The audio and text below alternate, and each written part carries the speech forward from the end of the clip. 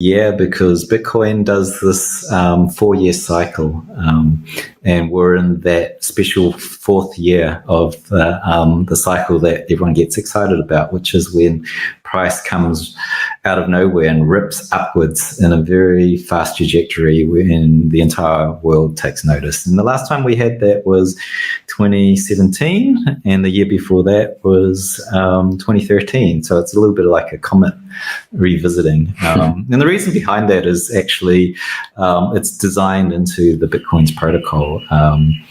We obviously, when you start this network, you've got to give the coins out, right? And so we bring them into existence by mining them. And so like miners will come in and put in a lot of electricity to process the transactions. For that, they get a reward of new coins being mined into existence. So this is kind of the inflation schedule of Bitcoin. And so every 4 years, the rate at which these new coins are brought into existence halve. And so what happens is if you've got half the number of coins being created every 10-minute block, if the rate of coins gets halved, and that happens once every 4 years, what you get is a mismatch between the demand and supply, because the supply just got halved. And so that creates a supply shock, and it gives essentially an impulse to the price. And so it takes about 6 months, usually roughly 6 months, before that reduction in supply makes itself known in the market, and the price starts to climb. And it starts to climb and climb and climb, and then everyone gets feverish and we go through a bull cycle.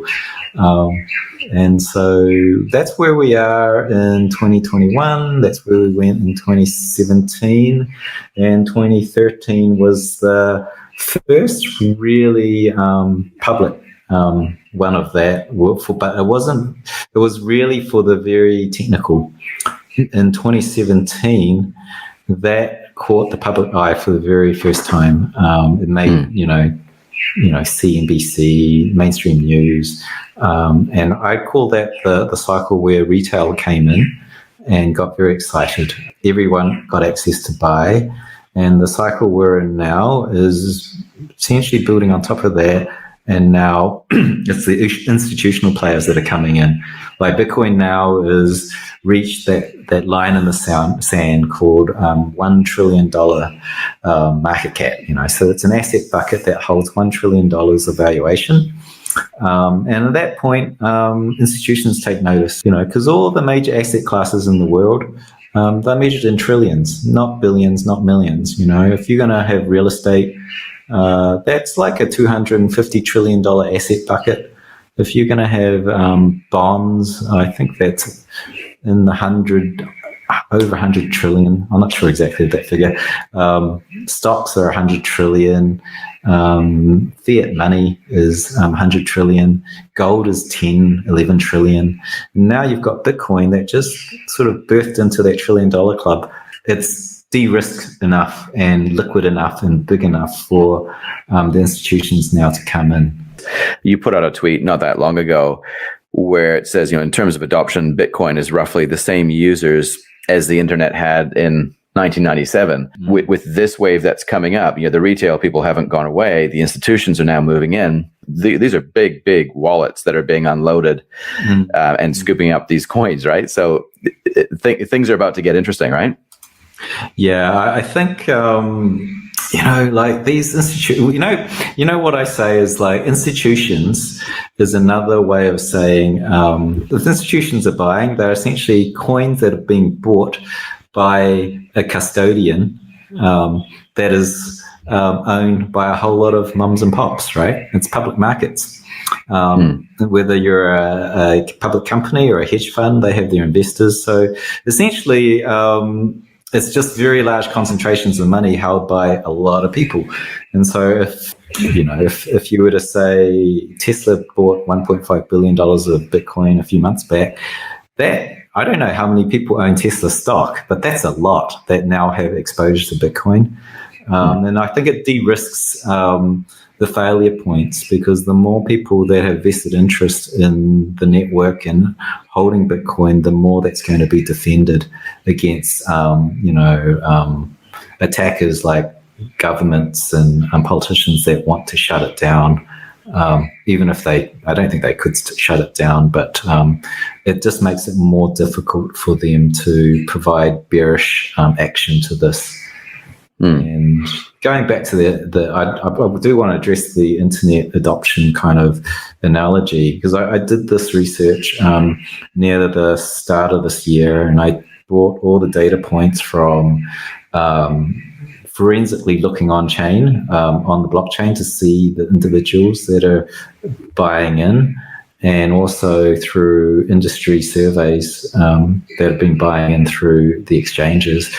It's been a very, very consistent doubling over 12 years. Well, the first year just went crazy high, and then after that, it's almost like a Moore's law. Every year, the number of users that are on the network double. And so we're currently at around 2 to 2.5% of the world that have exposure to this asset class.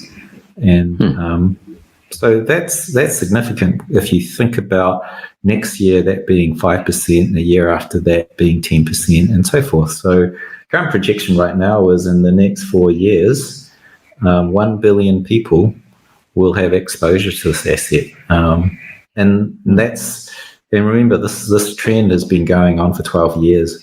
So it's not at all outrageous. It's actually a conservative estimate that 1 billion people have access in the next 4 years. And then after that, 2 billion and so forth. So we're very much on the tail end of the adoption, even though we're only 2 to 2.5% in. So yeah, it's interesting. We're 1997, you said?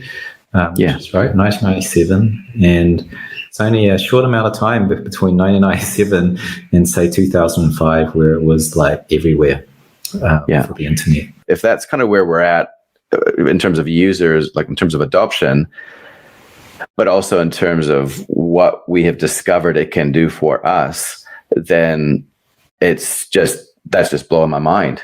As users increase, is it reasonable to assume that the price for Bitcoin will increase at a similar sort of rate? Not as much as it had in the past. As it gets close to saturation, obviously you're not going to get the same kind of gains, but certainly the kind of gains that we can get from Bitcoin now is going to completely crap all over traditional investments. And actually you can, in terms of, it's one thing to have high gains, but the other one is to measure the risk involved in it. Most of the risk in Bitcoin has been removed. If you're a long-term investor, not in the short-term investing or trading, but for a long-term investor, it's very, very much removed. I've got a chart of that. What you're saying though is the risk is removed because what? Because the user base is larger and it's more distributed. Yeah, the user base, the bigger the capital, the more sea of money there's out there. It's harder to move an ocean like quickly. The thing starts to move slowly. It's probably the metaphor to use. So the liquidity increases, so if you want to sell a lot of it, there's probably someone else that's going to take the other side of it and you can sell into that buyer. So the price doesn't move as much because liquidity base is there. So the volatility starts to drop. And in fact, if you chart that over the long term, we're looking like a dozen years from now, if this continues, which it has for 12 years, a dozen years from now, we'll start to move down into the volatility of, believe it or not, like the US Euro pair at peak volatility. In a dozen years, we'll be in amongst that kind of volatility, which, it sounds pretty outlandish if you're used to the volatility today, but the 12-year history of it the trend down is very, very consistent. And if you take a look at the risk involved and you calculate that out into a Sharpe ratio is what we use, the risk-adjusted return is the best risk-adjusted return of any asset on the planet. And it's been Wow. that since the birth of Bitcoin. Phenomenal.